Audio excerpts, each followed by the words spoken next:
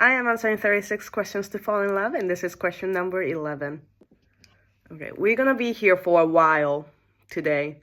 I am very curious to see who's gonna watch the whole video, because question number 11 is take 4 minutes and tell your partner your life story in as much detail as possible. And guys, I have tried to summarize my life in 4 minutes, but I could not. It's just impossible. My life is too eventful. So I am not gonna time myself, and I'm just gonna tell you my life story not in detail, but like my outline of my life story until the present time. And I will hope you enjoy it. So from here on, it's just one take, okay? So you're gonna have to deal with my oohs and ahs. So, I was born in Japan, in the city named Kakogawa. I was born in 1993 on January 5th at midnight at 12:10. So 10 minutes past midnight if you want to see my astrology chart. I have one older sister who is 1 year older than me, from same parents. But growing up, I don't know my father all my life. So growing up, my family was my mom, my sister, and my grandparents. So my grandparents from my mom's side. So growing up, it was 5 of us in a house in suburb of the city called Kakogawa. I had a hernia when I was 1 year old, and I had 10% chance to survive. And I have a big scar on my stomach.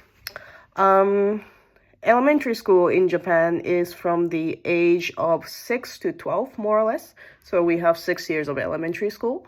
And as a kid, I was always bullied because I look so different. I look Western, and people would always call me outsider, a foreigner. So I was bullied a lot. But my mom would always tell me, hey, Alisa, you are the prettiest girl in the school. So don't listen to what ugly people say. And I love that about her, and this is a mindset that really stuck with me. So whenever the sad thing happens in life, I try to look on the positive side. In the last year of elementary school, so when I was like 11-year-old, 12-year-old, I was in a brass band. So I was in a club for the first time. I was in a brass band, and I was playing euphonium and saxophone. And then there is junior high school for 3 years. So the age of 12 to 15 is a junior high in Japan. And again, I was in a brass band, and I was playing baritone saxophone. The last year of junior high, so when I was like 14, I think, I went outside of Japan for the first time. And that was in New Zealand, because my city, Kakogawa, has a sister city in New Zealand called Waitakere. And there was an exchange program for junior high students, and I was chosen for that, and I went to New Zealand for the first time. And then there is high school from the age of 15 to 18. I was tired of brass band at this point, so I joined the cooking club in the last year of high school. And I was like a head of the cooking club in my last year of high school. And it was a very, low-key and wholesome. We just get together once a week on a Friday, and we just cook whatever we want. The last year of high school, there was a school trip because my high school was like an English course, and we went to London. That was a great memory, amazing memory. And then it was a time to go to uni. I decided to major in language, and specifically in Spanish, because I was like, okay, I speak English enough, so now what? And I thought, I should learn Italian because I'm half Italian. But Italian is only spoken in Italy. And my aspiration when I was a teenager was to work in hospitality. So I thought, okay, Italian is only spoken in Italy, but Spanish is similar to Italian, and it's more widely spoken. So let's learn Spanish. So I majored in language, and specifically in Spanish. I had my first kiss and first sex when I was 21, late bloomer. And I took a gap year when I was in uni to backpack around Europe. So typical.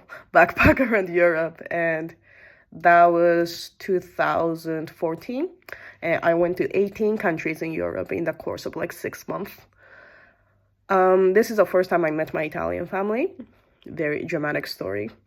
My graduation thesis in uni was about the difference in folklores and fairy tales in a different culture. So even the similar story has a very different perspective, and I wrote a thesis about that.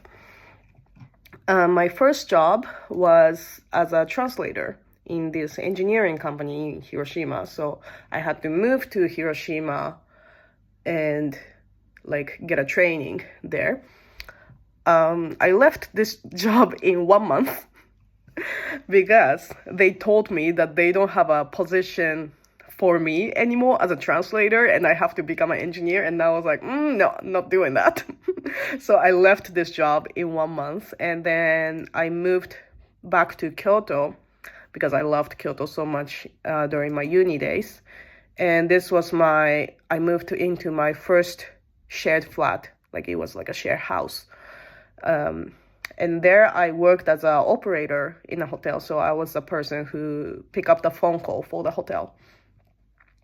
And I did that job for like a year and a half and tried to save as much money as possible because my rent was super cheap because it was in a shared place. And I was like, oh, I want to do working holiday. Where should I go? Australia was very like hot place to go back then. So I decided to do that. I got a visa.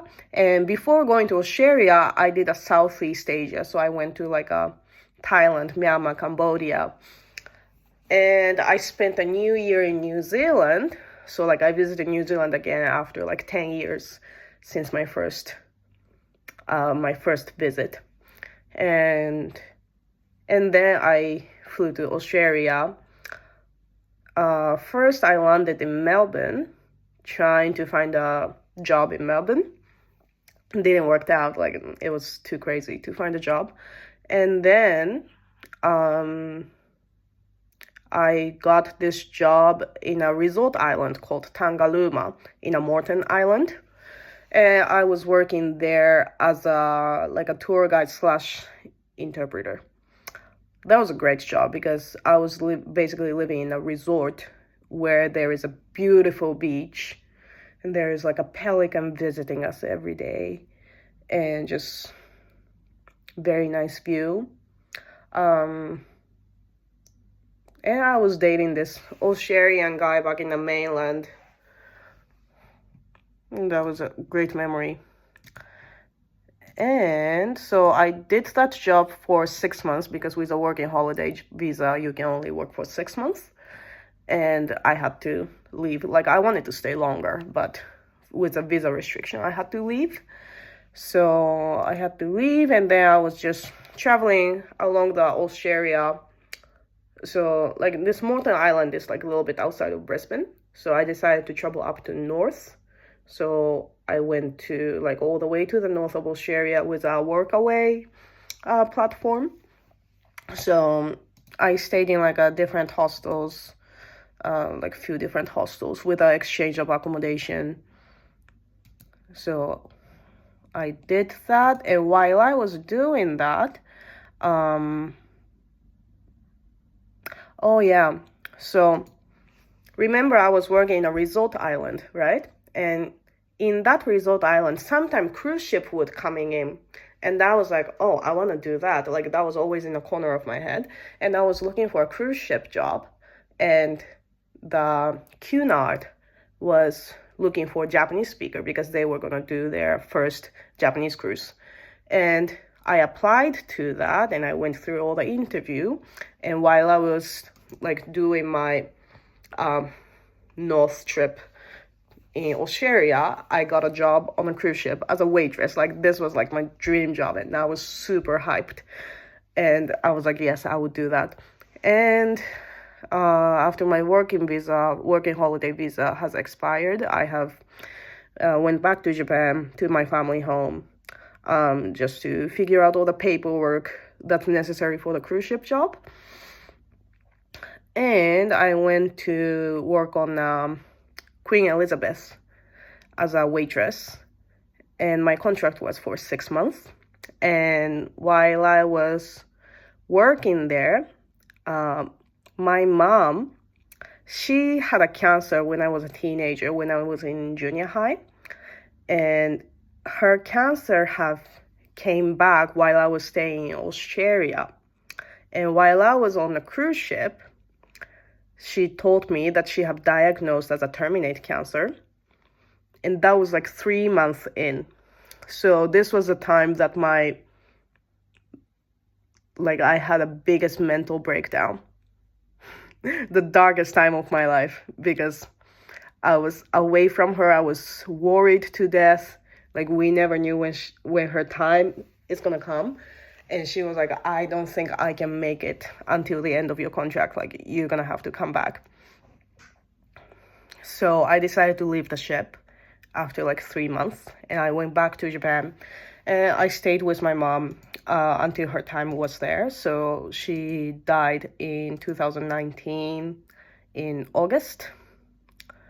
And I was like, okay, I should stay in Japan for a little bit, like at least until all the paperwork's are done.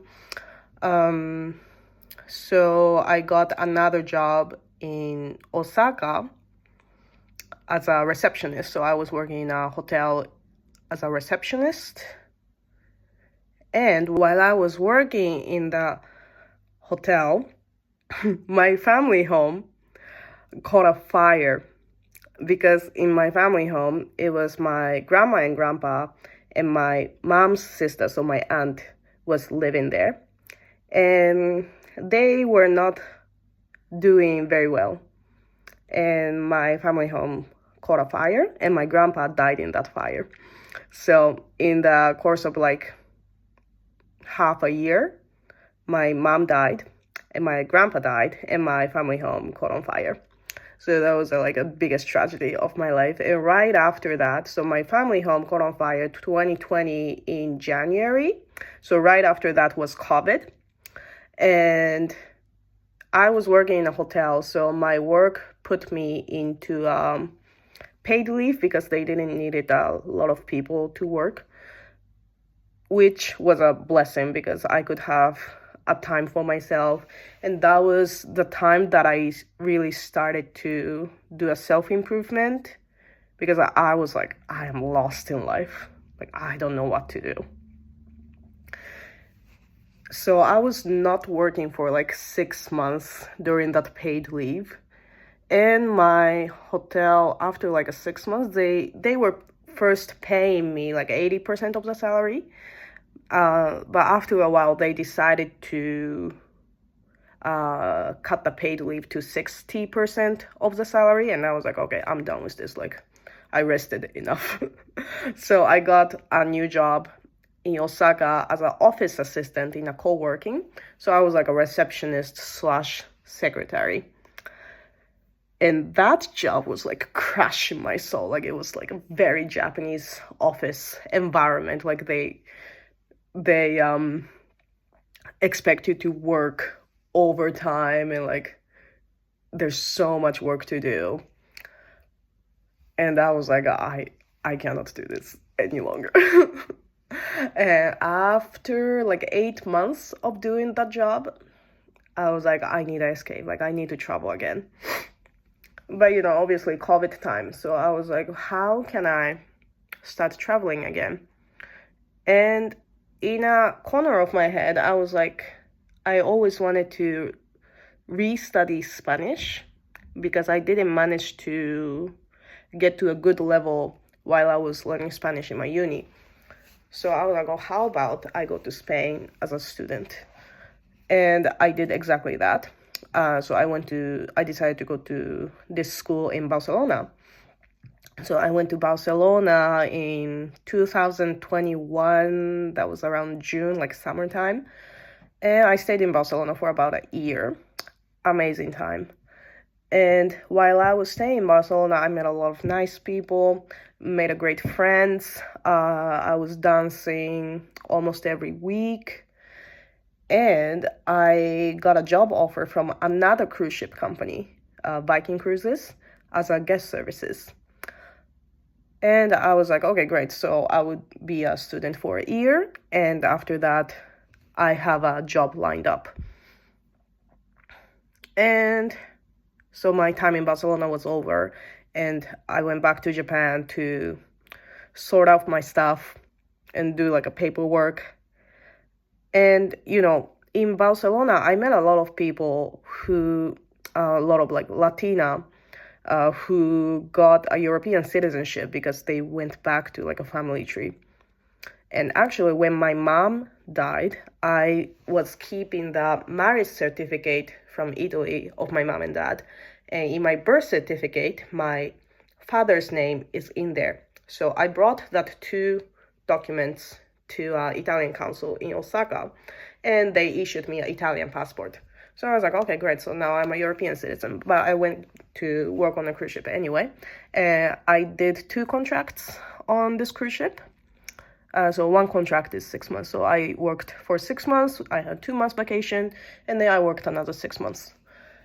And after that, I was like, okay, I'm done with the ship. I was like, okay, I had the experience. I'm thankful for that, and I'm done. And I have an amazing friend, my soulmate friend that I met in Barcelona, who lives in Berlin. And I was like, okay, let's go to Berlin. Like, let's go have fun. And I stayed in Berlin for a little bit, for like 3 months. And I was trying to find a job in a room in Berlin, but it's a very big city, and the competition is very fierce there. I couldn't find any job. I couldn't find any apartment. So I was like, okay, as long as it's Europe, because I was there as a European citizen. I was like, okay, as long as it's Europe. So I started looking a job anywhere in Europe. And the only job I landed is my current job in Tallinn. Which is why I ended up in Tallinn. And as soon as I arrived here, I had a spiritual awakening. I met my spirit animal. And I always wanted to do cooking workshop, the Japanese cooking workshop. So I decided to start doing it. And as soon as I did my first event, the other event ideas started to came to me. And I started making those visions come true. And now I live in Tallinn.